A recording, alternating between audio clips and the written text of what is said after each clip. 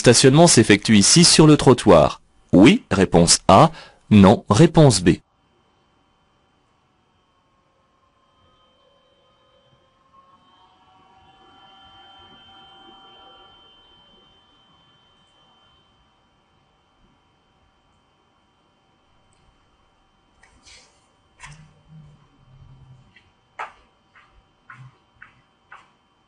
Fumer tout en conduisant est interdit. Réponse A. Déconseillé. Réponse B.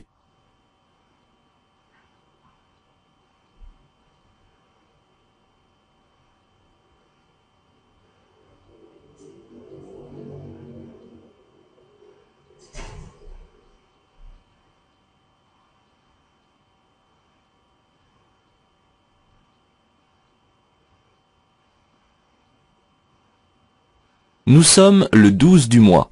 Je peux stationner dans ce sens, à droite. Oui, réponse A. Non, réponse B. À gauche. Oui, réponse C. Non, réponse D.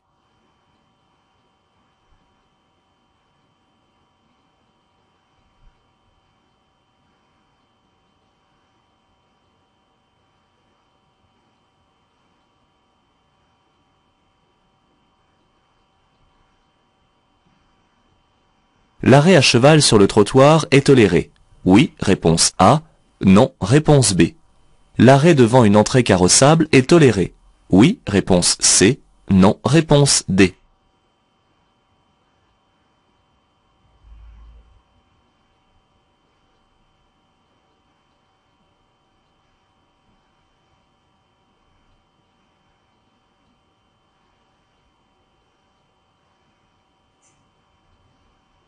Participe à une surconsommation, le poids du véhicule. Oui, réponse A. Non, réponse B. L'aérodynamique. Oui, réponse C. Non, réponse D.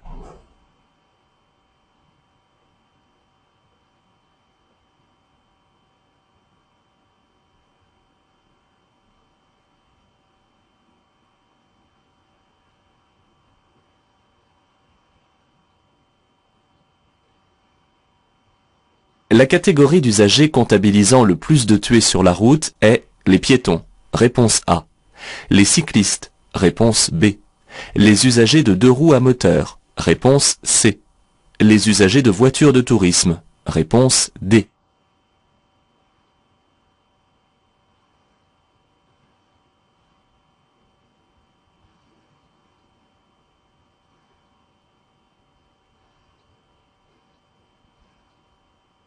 Pour dégivrer ce pare-brise, j'utilise un aérosol de dégivrage. Réponse A. La fonction de désembuage. Réponse B. Un récipient d'eau chaude. Réponse C.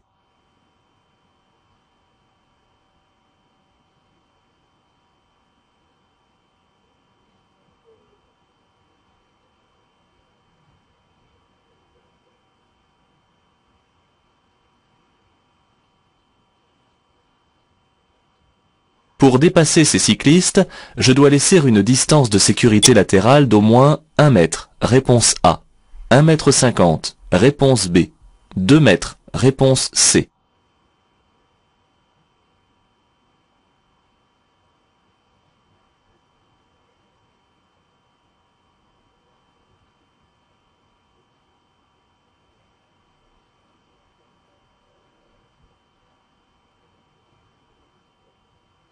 Je peux rester à gauche pour dépasser plusieurs usagers. Oui, réponse A. Non, réponse B. Je maintiens le clignotant gauche pendant toute la manœuvre. Oui, réponse C. Non, réponse D.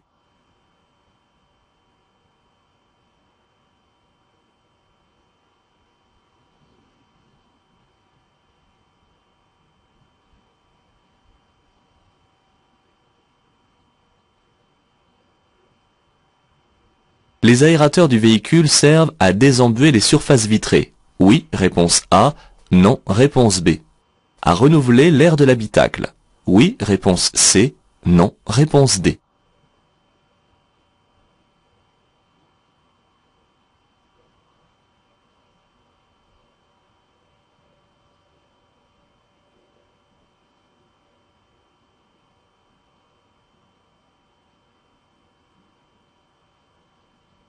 Une ligne de dissuasion peut se trouver sur une route étroite et sinueuse. Réponse A. Avant une intersection pour une sélection de voies. Réponse B. Près d'une sortie d'autoroute. Réponse C.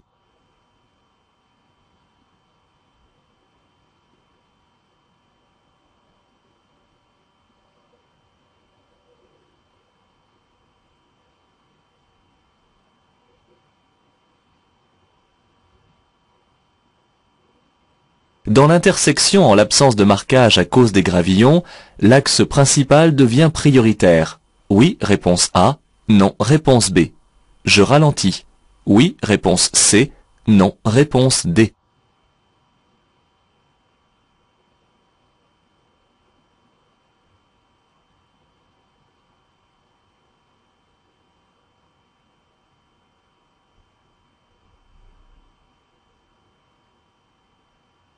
Je suis conducteur novice. Ma vitesse est limitée à 130 km/h. Oui, réponse A. Non, réponse B. Par temps de pluie, ma vitesse est limitée à 110 km/h. Oui, réponse C. Non, réponse D.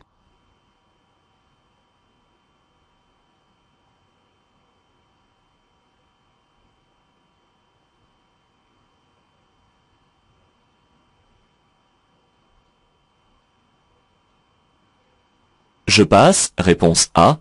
Je m'arrête, réponse B.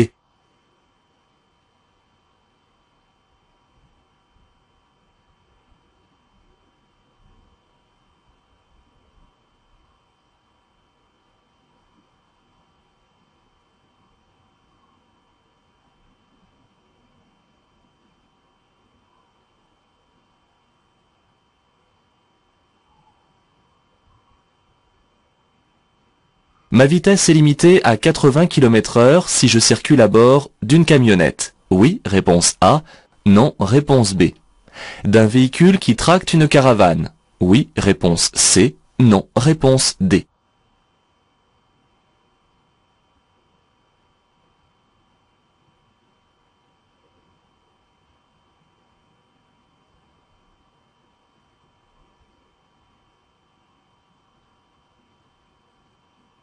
Je dépasse. Oui, réponse A. Non, réponse B.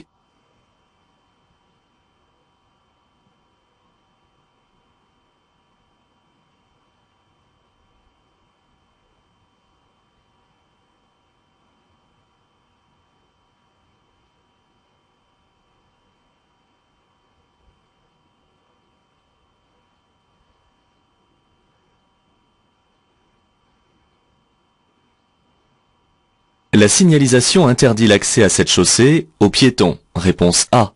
Aux vélos. Réponse B. Aux voiturettes. Réponse C. Aux motos. Réponse D.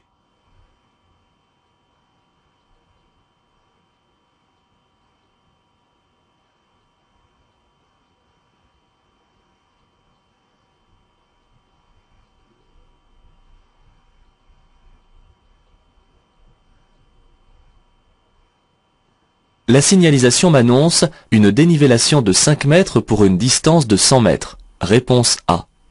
Une dénivellation de 5 mètres pour une distance de 5 km. Réponse B.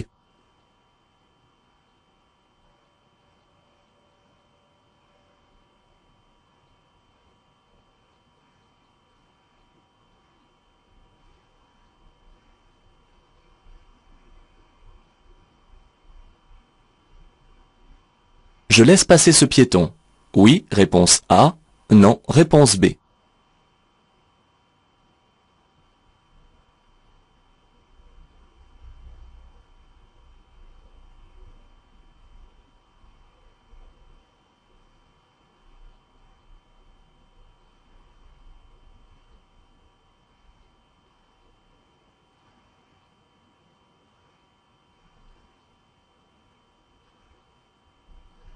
Je cède le passage au cycliste en entrant sur l'anneau.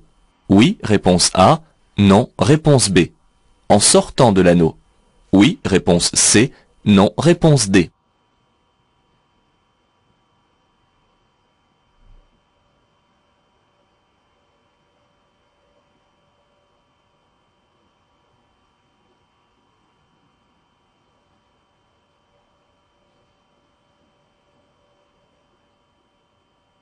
Je continue le dépassement. Réponse A. Je me rabats à droite. Réponse B.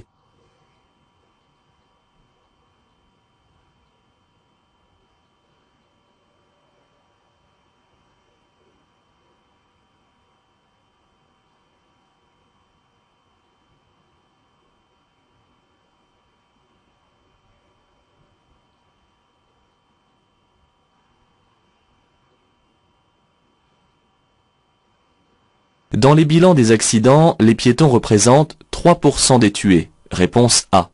10% des tués. Réponse B. 21% des tués. Réponse C.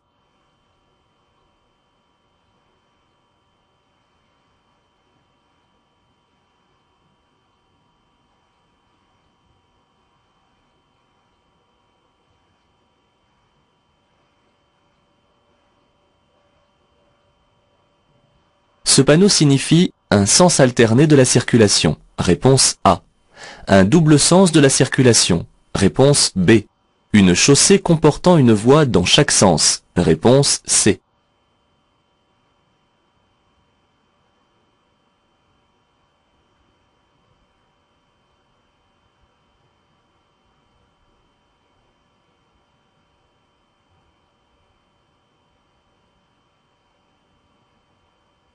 En cas d'incendie dans un tunnel, je demande de l'aide depuis mon portable. Oui, réponse A. Non, réponse B.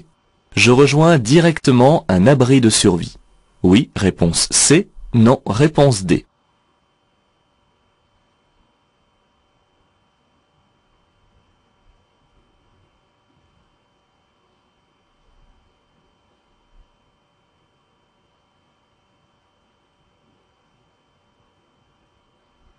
Ce miroir est un indice qui peut m'informer sur la présence d'une entrée de priorité. Oui, réponse A. Non, réponse B. D'une intersection. Oui, réponse C. Non, réponse D.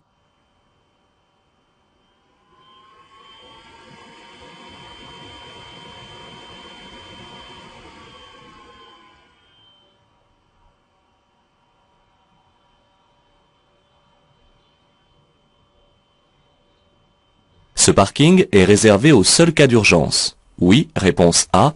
Non, réponse B.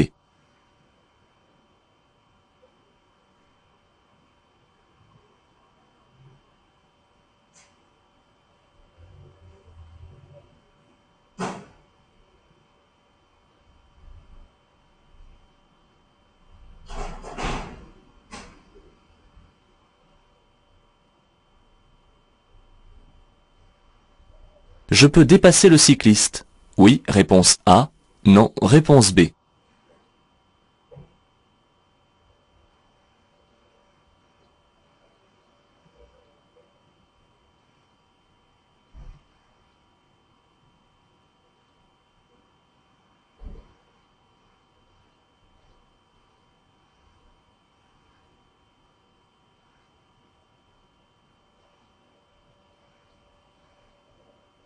Je circule hors agglomération.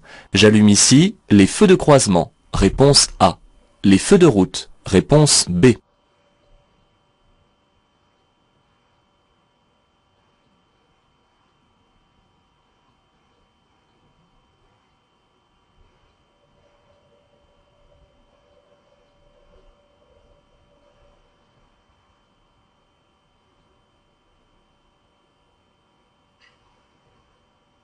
Je peux m'arrêter à droite comme le véhicule jaune.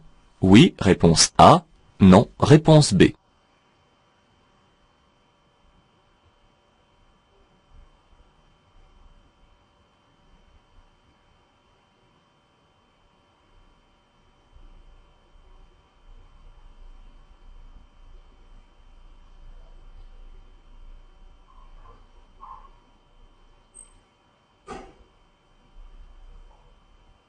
La vitesse est ici limitée à 130 km/h. Oui, réponse A.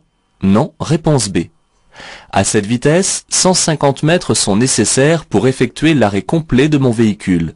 Oui, réponse C. Non, réponse D.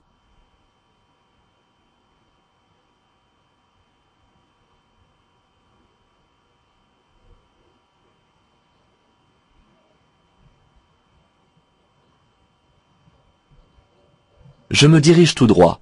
La règle possible de passage qui s'applique ici est celle de la priorité à droite. Réponse A.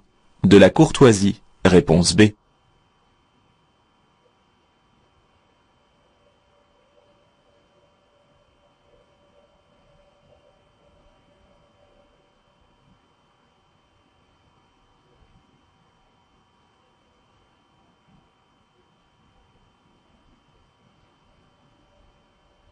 Ce véhicule semble en panne et circule très lentement. Je peux exceptionnellement le dépasser. Oui, réponse A. Non, réponse B.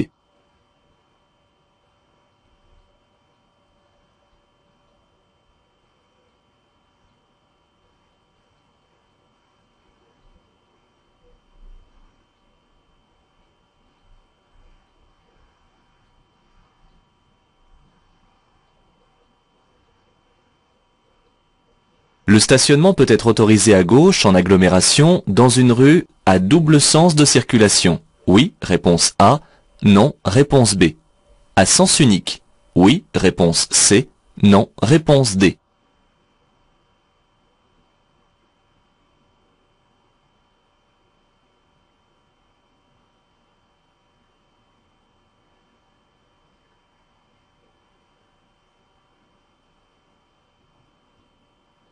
La circulation à double sens s'effectue immédiatement à partir du panneau. Réponse A.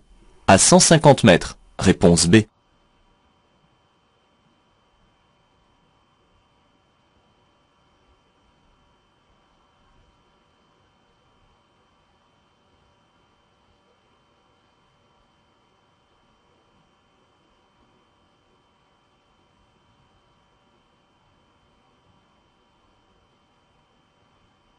Je suis en période probatoire. Ma vitesse est ici limitée à 70 km/h. Réponse A.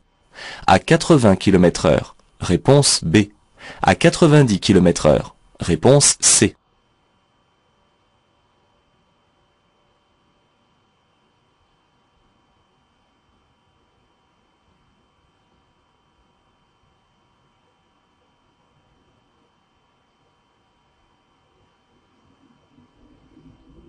En cas d'accident dans un tunnel, je m'arrête à proximité immédiate pour protéger. Réponse A.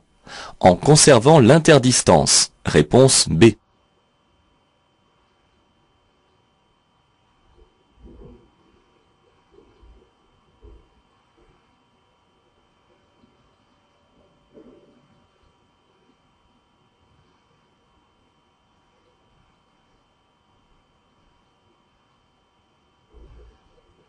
Cette commande sous le rétroviseur permet d'éviter l'éblouissement de nuit. Oui, réponse A. Non, réponse B.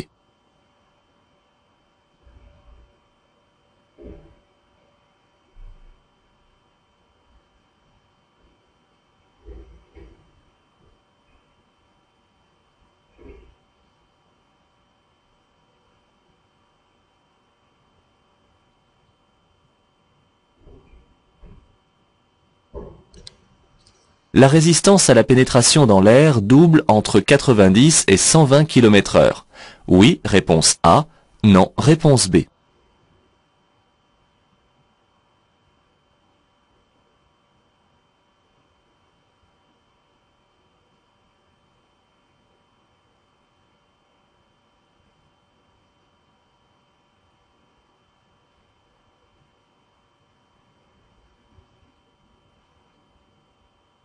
La limitation de vitesse concerne tous les véhicules. Oui, réponse A. Non, réponse B.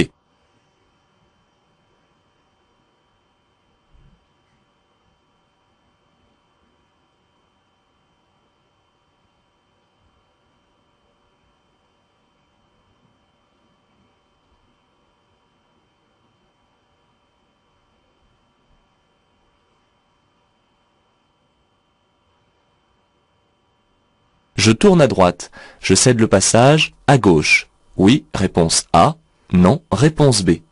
Aux piétons qui pourraient s'engager. Oui, réponse C. Non, réponse D.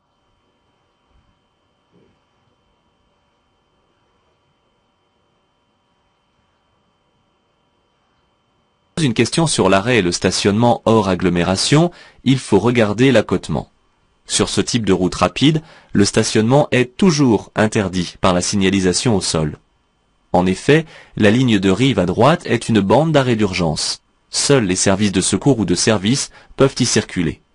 Quant à moi, je ne peux l'utiliser qu'en cas de panne ou d'accident.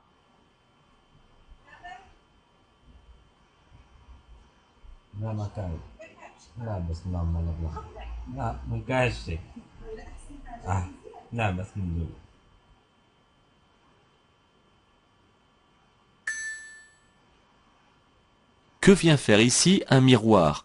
Les autres usagers n'ont qu'à faire attention. Mais on peut toujours faire preuve d'une grande prudence et ne pas disposer d'une parfaite visibilité pour manœuvrer. Ce miroir doit éveiller ma curiosité et m'obliger à regarder s'il ne montre pas un usager en attente. En présence de quelqu'un, je dois immédiatement ralentir car il peut s'agir d'une propriété ou d'une intersection.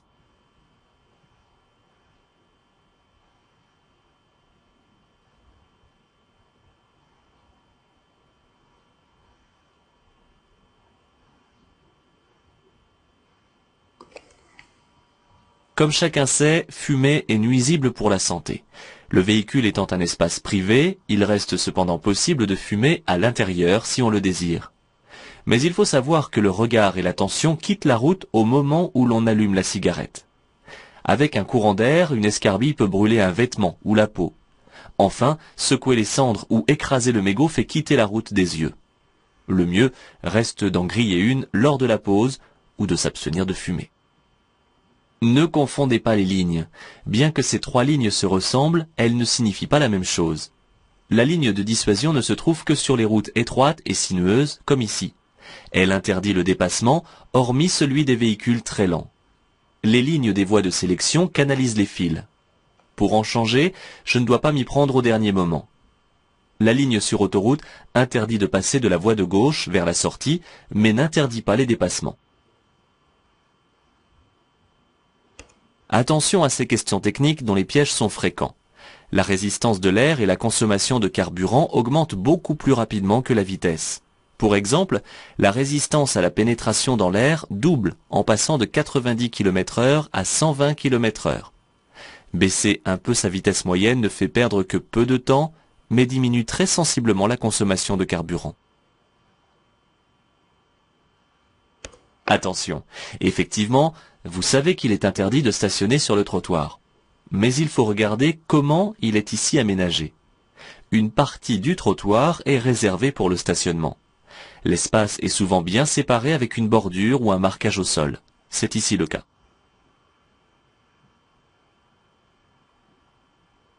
Ces deux panneaux de prescription ne se complètent pas. Le premier panneau interdit à tous les usagers de dépasser la vitesse limite de 50 km/h. Le second interdit l'accès de la route aux véhicules de plus de 3,5 tonnes, excepté les poids lourds qui participent aux activités locales. Le piège était de confondre le panneau du bas avec un panonceau de catégorie.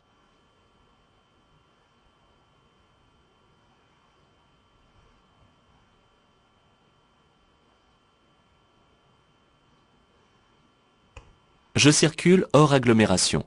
La distance minimale de sécurité obligatoire pour dépasser un deux roues ou un piéton est donc d'1,50 m. Attention, cela vaut aussi lorsqu'il circule dans une voie réservée ou sur l'accotement. Ne vous faites pas piéger. En agglomération, elle serait d'1 mètre.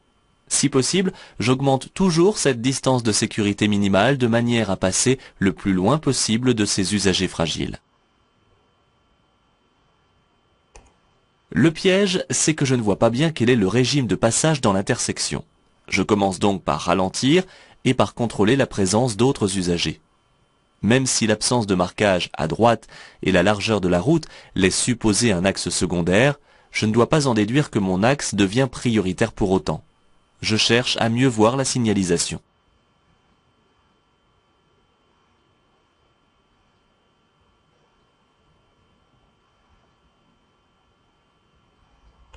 Je circule hors agglomération sur une route à double sens de circulation.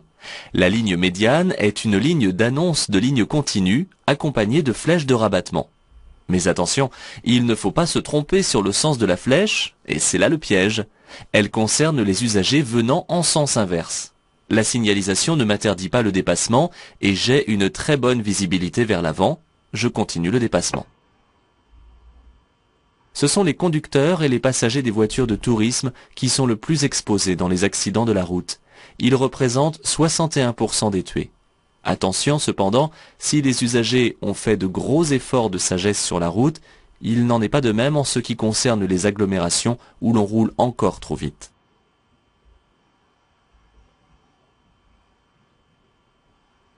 Il y a plusieurs pièges dans cette question. Je circule hors agglomération sur une route à double sens de circulation.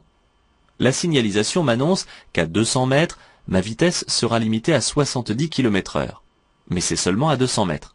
La vitesse est donc, pour l'instant, encore limitée à 90 km/h. Mais comme je suis en période probatoire, je ne dois pas circuler à plus de 80 km/h. Attention aux conditions météorologiques qui imposent une vitesse modérée. Attention, cela fait partie de ce qu'on doit savoir. Les aérateurs sont placés près du pare-brise et sur les côtés afin de désembuer les surfaces vitrées nécessaires à la visibilité du conducteur. On peut les orienter. Bien souvent, il existe aussi un aérateur central qui renouvelle l'air dans l'habitacle. Je peux régler la température de l'air. Attention, il ne faut pas oublier de regarder dans les rétroviseurs et surtout le coin du rétroviseur. Sinon, on tombe dans le piège, car le marquage au sol et le sens unique m'autorisent à dépasser. Avant de prendre la décision de dépasser, je m'assure toujours que je peux le faire sans danger. En observant dans le rétroviseur intérieur, je me rends compte que des véhicules arrivent sur la voie de gauche. Elle n'est pas libre. J'attends pour dépasser.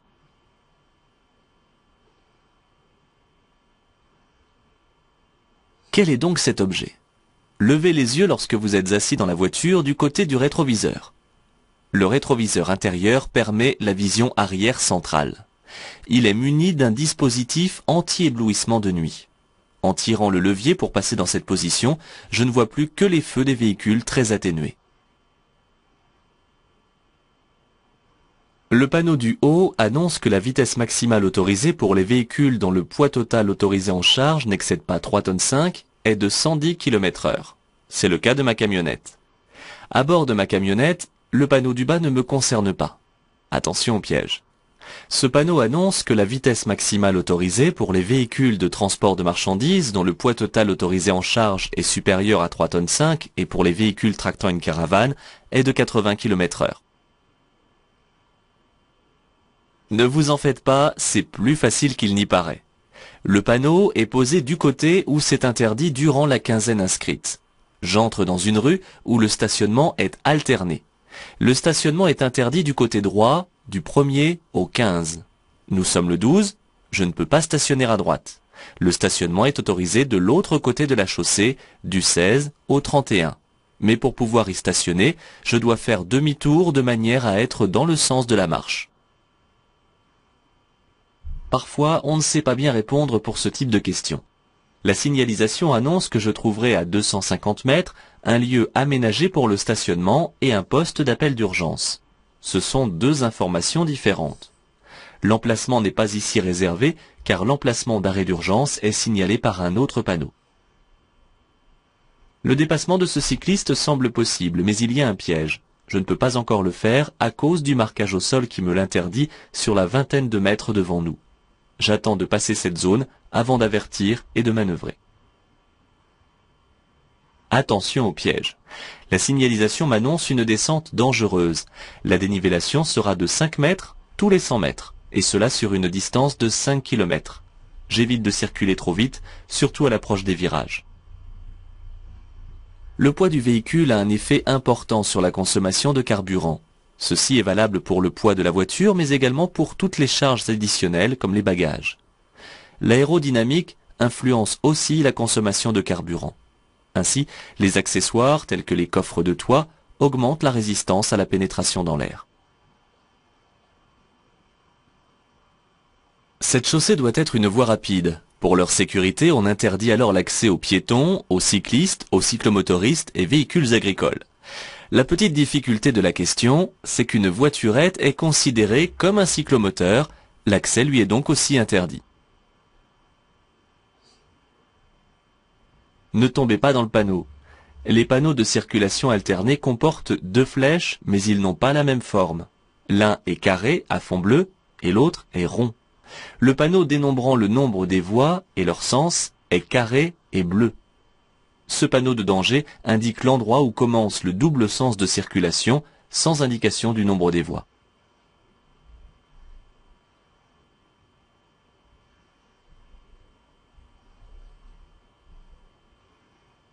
Pas facile de retenir les statistiques d'accidents de la route, c'est assez piégeux.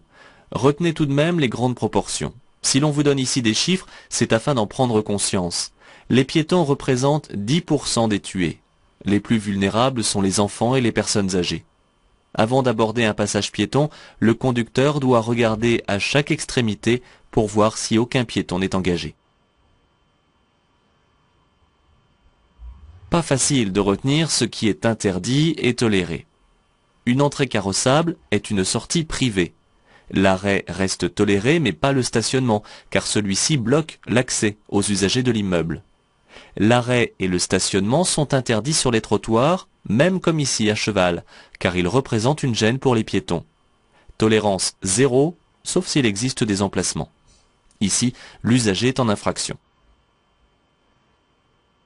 Lors d'une question sur la vitesse, portez votre attention sur l'environnement, qui donne des informations précieuses. La présence de panneaux à fond bleu indique que je circule sur une autoroute. Je suis donc limité à 130 km/h. À cette vitesse, la distance nécessaire pour effectuer l'arrêt complet de mon véhicule est d'environ 150 mètres. Pour l'obtenir, je multiplie le chiffre des dizaines de ma vitesse, ici 13, par lui-même. Je circule de nuit hors agglomération sur une route bien éclairée, et c'est parce que c'est bien éclairé qu'il y a un piège. L'usage des feux de route est alors interdit et je les remplace par les feux de croisement. Situation vraiment piège. En l'absence de signalisation d'intersection, il s'agit ici d'une priorité de passage à droite. Je dois donc céder le passage au véhicule gris. Le véhicule en face manifeste son intention de tourner à sa gauche. Il doit me laisser passer. Et le conducteur du véhicule gris doit céder le passage au véhicule vert. Personne ne peut donc passer. C'est donc la courtoisie qui va régler le problème.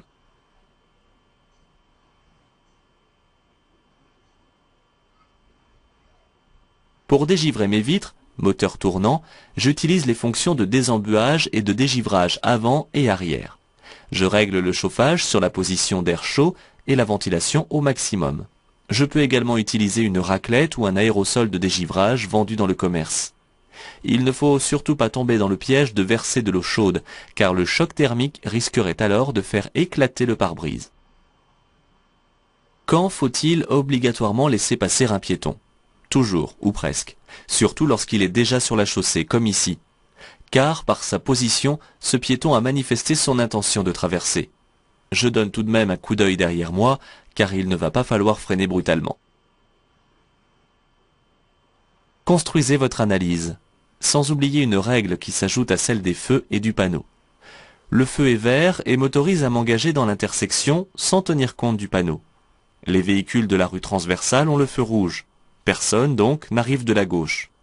En revanche, l'autre règle qui suit celle de l'autorisation de passer concerne celle à mettre en œuvre en tournant à droite. Le feu des piétons est au vert. Si un piéton s'engage, je dois lui céder le passage.